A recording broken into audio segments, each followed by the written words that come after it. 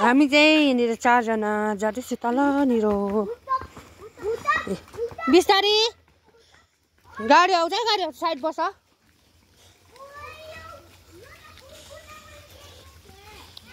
रोडमा निकाल्नुपर्छ केटाकेटी कस्तो चाहिँ उफ्रिन्छौ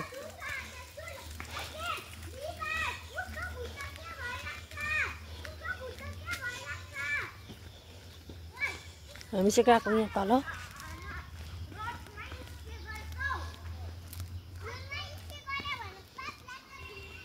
जाऊ त करन्दारा भएकोमा